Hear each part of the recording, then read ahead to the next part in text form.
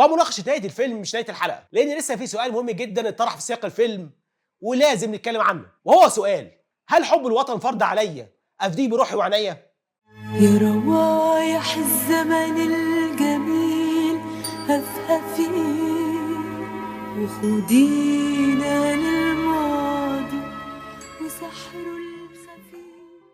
فيلم قوي جدا لدرجه الصدمه، فيلم بيدي ثوابت كتير كنا بنتعامل معاها على انها مناطق محرمه لا يجوز ابدا الاقتراب منها ولا حتى التفكير فيها، فيلم تعامل مع مناطق محظوره في الوعي الجمعي المصري اللي اتكون من عشرات السنين. فمع مراجعه الفيلم الجريء جدا فيلم فبراير الاسود، الفيلم من بطوله العبقري الراحل خالد صالح ومن اخراج محمد امين. بتبدا الحكايه مع الدكتور حسن، دكتور علم الاجتماع والمحب جدا لبلده، واللي بيتعرض هو واسرته لحادثه كبيره جدا هتغير حياته، وهي ان هو في رحله لواحد سيوه مع مجموعه من الافراد والشخصيات المهمه، فبيتعرضوا لعاصفه رمليه قويه جدا واللي خلتهم يدفنوا في الرمال ويصبحوا غير قادرين تماما على الحركه، وبتعرض حياتهم للخطر.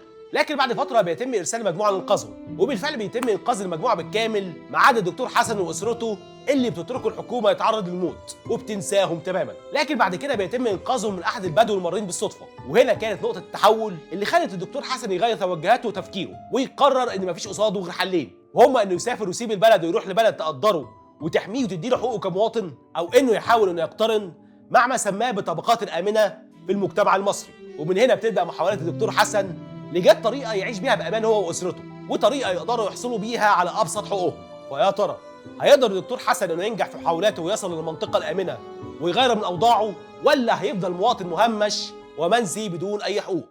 فيا ترى ايه اللي هيحصل؟ فيلم فبراير الاسود هو فيلم ساخر بيتكلم عن التكوين المجتمعي في مصر في فتره حكم الرئيس الراحل حسني مبارك وحتى قيام ثوره يناير، وبيناقش وبيعرض مشاكل مجتمعيه كتير كان بيتعرض ليها المواطن المصري في الفتره دي، واللي من اهمها التمييز الطبقي ما بين افراد الشعب الواحد، وكل ده في اطار ساخر من الكوميديا السوداء. ومفهوم الكوميديا السوداء او الكوميديا المظلمه للي ما يعرفوش هو مسمى بيطلق على نوع من الكوميديا اللي بتتداول المواضيع المحظوره او المثيره للجدل لكن باسلوب فكاهي وساخر. فالكوميديا السوداء بتهدف في الاساس الى القاء الضوء على الجوانب المظلمه في المجتمع، وبتعمل سبوت على الاحداث الماساويه اللي بنمر بيها، لكن بطريقه تخلي الجمهور اللي بيتفرج يضحك بالرغم من جدية الموضوع اللي بتتكلم عنه. وده اللي خلانا نضحك طول الفيلم بالرغم من خطورة الموضوع اللي بيتناوله واللي بيناقشه بشكل جريء وصادم في بعض الأحيان. وبترجع تسمية فبراير الأسود للقرن الماضي لما قرر مجموعة من الأمريكان الأفارقة إنهم يحتفلوا بإنجازاتهم في إرساء مبادئ العدالة وعدم التميز والعنصرية في الولايات المتحدة الأمريكية، فقرروا إنهم يحددوا يوم في شهر فبراير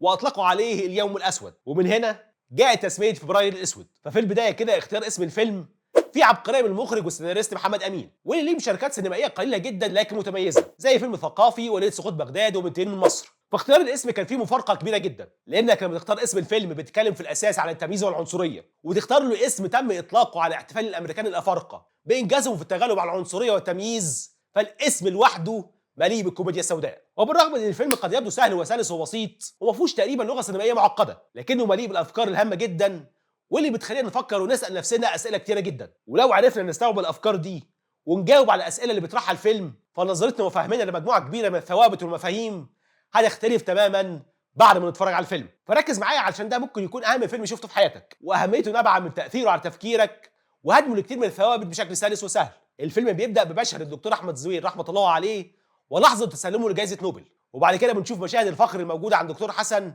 واللي مثلها في رفع علم مصر واهتمامه بتعليق صوره لرموز الحضاره المصريه على مر التاريخ، وده خلى عنده شعور عالي بالوطنيه والانتماء لمصر. وده يوضح لنا المنظور اللي بتنظر منه شخصيه الدكتور حسن الحياه، واللي من خلاله بيقيم اي حاجه في حياته، والمنظور هو منظور العلم. والمخرج اكد على الكلام ده لما خلى زوجته دكتوره واخوه زوجته دكاتره في الكيمياء، وحتى خطيب بنته كان عالم ودكتور. فشخصيه الدكتور حسن بطبيعته كعالم بتقدس العلم، لكن الدكتور حسن عايش في مصر، بمعنى ان في قمه احساسه بالوطنيه والفخر وتشجيعه للطلبه بتوعه على مساعده المجتمع، بيمر بتجربه بتشقلب حياته لما بيضيع في وسط الصحراء اثناء توجهه مع مجموعه لواحد سيوه، وبيتعرض هو واسرته للموت. لكن الحكومه المصريه طبعا مش هتسيبهم وهتبحث عنهم، وفعلا بتلاقيهم بعد كده وبتبدا رحله الانقاذ.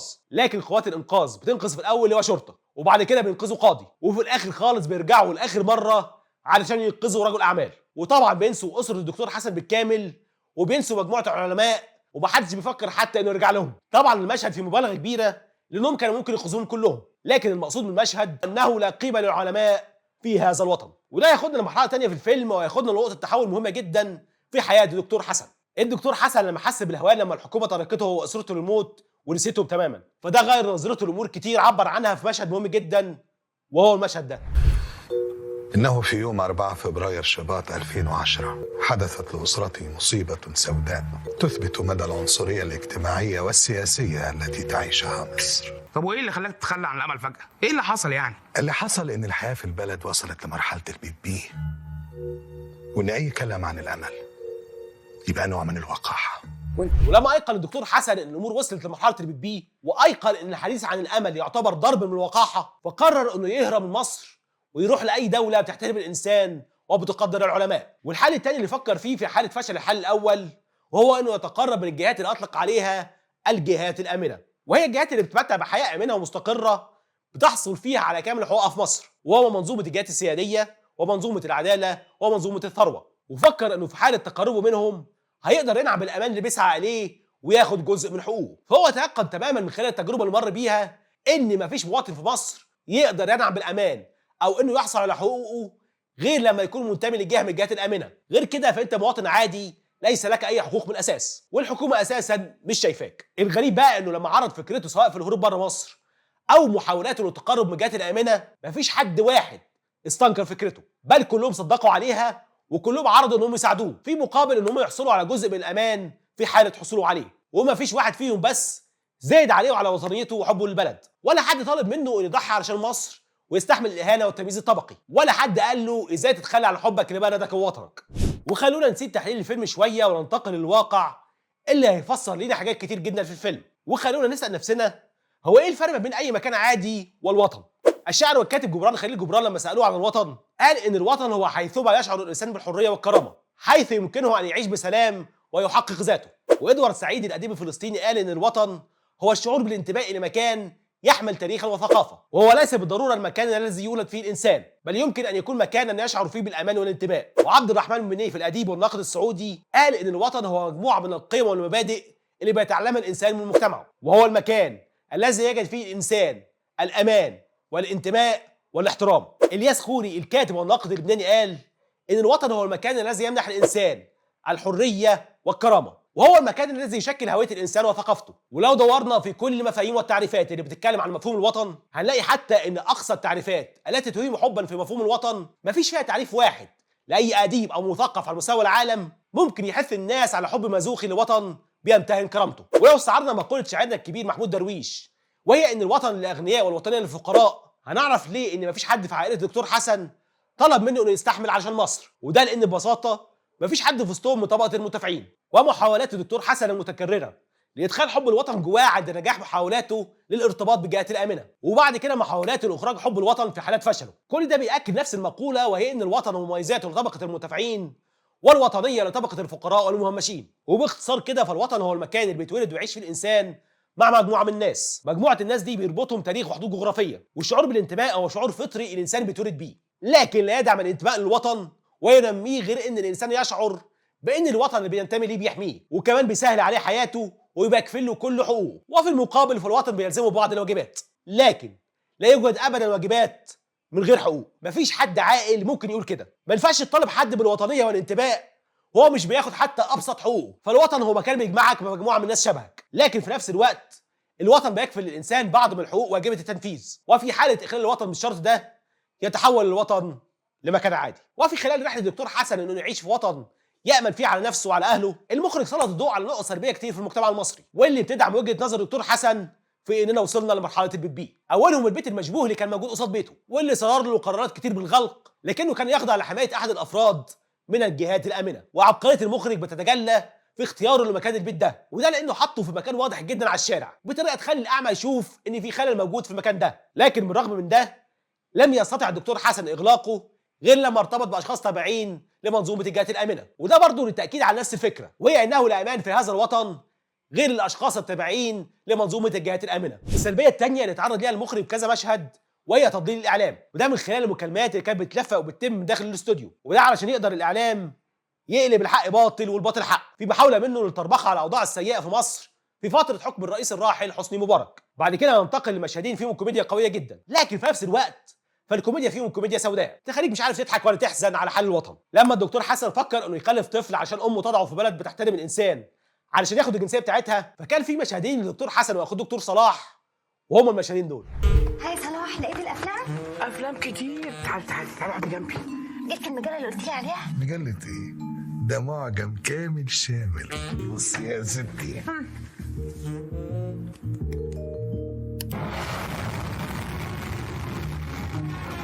شفت احترامهم من العلم ووصلهم لايه؟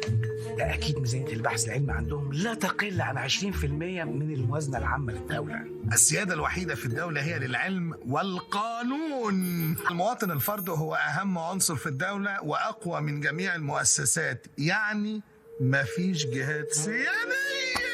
الفيلم بعد كده مليء بالمواقف والاحداث المؤلمه والمضحكه واللي تخليك تضحك وتحزن في نفس الوقت، واللي يمكن من اخطرها فكره انه لا يكفي ان تتضمن الجهات الامنه علشان تصبح امن في هذا الوطن، لكن من الضروري انك تكون فاسد وان المنظومه ترفضك وترميك بره دائره الامان. وده بان لما تم احاله القاضي للتحقيق وتم طرده من منظومه العداله لما حاول انه يتصدى لمحاولات التزوير في انتخابات مجلس الشعب، والضابط اللي تم فصله لانه رفض انه يلفق قضيه لاحد الخصوم السياسيين للدوله. فبكده المخرج طرحه بشكل واضح ليحتمل اللبس فكره انك لازم تكون فاسد وتابع لمنظومه الجهات الامنه علشان تقدر تنعم بالامان في هذا البلد، ولا هيتم الاطاحه بيك بره المنظومه وتصبح مواطن عادي بلا حقوق. لكن انا بعتبر ان من اقصى الحاجات اللي شفتها في الفيلم هي الكلمه اللي استعملها الدكتور حسن اكتر من مره، وهي كلمه انه عاوز يسافر بلد محترمه. وهنا الدكتور حسن بيقسم بلاد العالم ايه بلاد محترمه بتقدس العلم وبتحترم المواطن، وبلاد غير محترمه بتهمش العلم والعلماء وبتدوس على المواطن العادي. وانا هنا مش بزادي ولا بدعي وطنيه كاذبه، لكن انا بعتبر انها كلمه قاسيه جدا في حاله وصفها على مصر. هو ما تمش ذكر مصر بالوصف ده بشكل مباشر، لكن يتفهم السياق ان ده المقصود. وليه انا بعتبر ان ده وصف لا يصح؟ لان حضرتك لما بتصف مصر بوصف زي ده، فهل حضرتك تقصد مصر الفرعونيه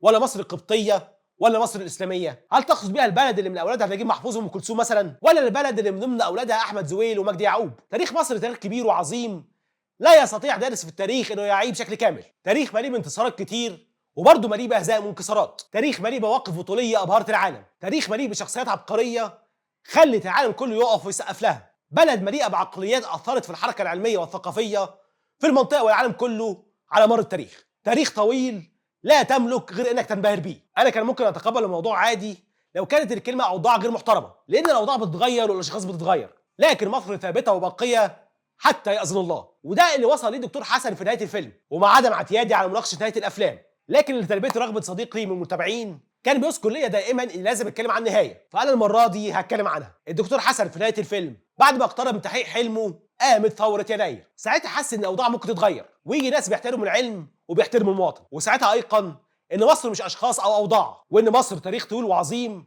لا تملك الا انك تقف لها احتراما. وساعتها بس وقف الجوازه، والمخرج عمل لها نهايه مفتوحه خلى فيها بنت الدكتور حسن تقعد وهي محتاره تختار انهي عريس، هل تختار الضابط ولا تختار القاضي ولا تختار العالم؟ انهي واحد فيهم هو اللي هيبقى ليه الغلبه في الاوضاع الجديده؟ ومناقشه نهايه الفيلم مش نهايه الحلقه، لان لسه في سؤال مهم جدا اتطرح في سياق الفيلم ولازم نتكلم عنه، وهو سؤال: هل حب الوطن فرض عليا افديه بروحي وعينيا؟ احب اقول لك يا عزيزي ان حب الوطن مش فرض ولا حاجه، وان مش لازم نموت ويحيى الوطن، هو ممكن نعيش احنا الاثنين عادي يعني. وده لان اي علاقه حب سويه هي علاقه حب طرديه وفيها تبادل المنفعه. فلو اخذنا كمثال علاقه الحب ما بين اي راجل وست، فالعلاقه دي عشان تبقى علاقه سويه لازم يكون فيها تبادل المنفعه، بمعنى ان كل طرف بيحاول يلبي طلبات الطرف الاخر ويكمل عنده الحاجات اللي ناقصاه والحاجات اللي بيحتاج لها، واللي علشان الشخص بيدخل في علاقه اساسا، لان الانسان لو مكتفي بنفسه وعنده كل حاجه مش هيدخل في العلاقه من الاساس. وعلاقه الحب ما بين الوطن والمواطن هي برضه علاقه طرديه فيها تبادل المنفعه. فلو الوطن بيقدم خدمات للمواطن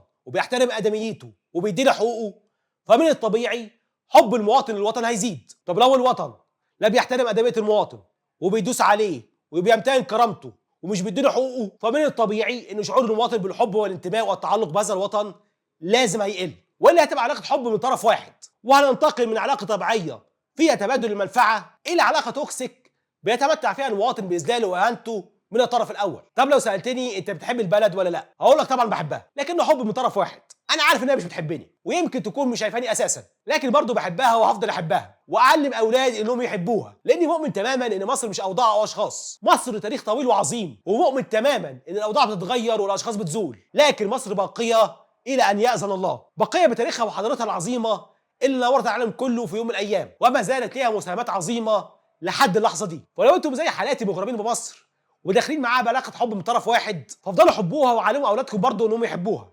وبس كده. سلام.